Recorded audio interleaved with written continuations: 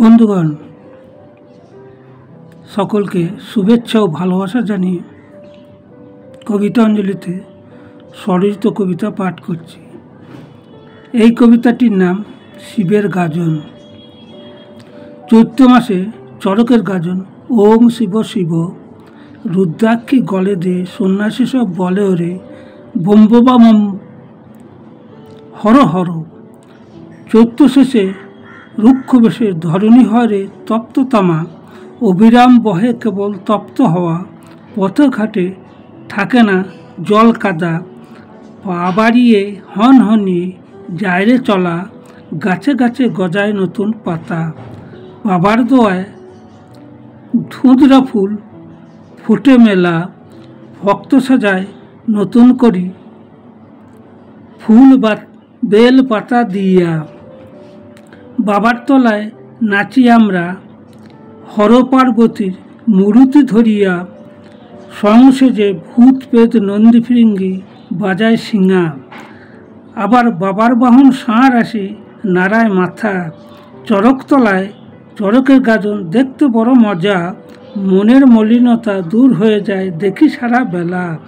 অবাক হয়ে ভাবি মোরা বাবা কত সাদা সিধা, সবাইকে নিয়ে নাচেন উনি, অঙ্গে নাই কোনো বেশভূষা। পরনে বাঘ ছাল, হাতে ত্রিশূল ডুমুরু, গলায় পরেন বিষধর সাপ, মাথায় পরেন চন্দ্রচূড়। এসব দেখে মনে হয় একই অদ্ভুত।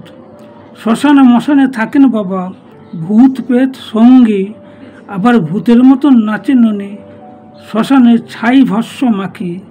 আনন্দে আত্মহারা সন্ন্যাসীরা নাচেন সর্বক্ষণ, গাঁজা ভাং খেয়ে করে সবাই বোম বোম বোম। পাগল হয়ে নাচে ওরা, করে বাবার জয় গান। সন্ন্যাসীরা নেচে নেচে বাবারে নাচায়। বাবা পালকি চড়ে গ্রামে গ্রামে ঘুরে বেড়ায়, দিনের শেষে আবার এসে দেবালয়ে ভোগ খান। গাজনের কটা দিন সারা রাত্রি চলে পূজা, সকলেই বাবার তলায় ঠেকায় মাথা।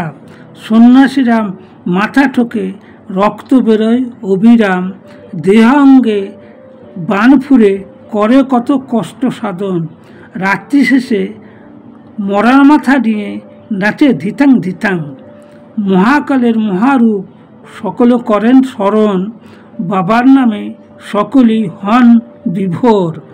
ভাং খেয়ে সকলে বলেন বোম বোম ভোলা বোম, একটু কৃপা করো গো বাবা ভোলা মহেশ্বর।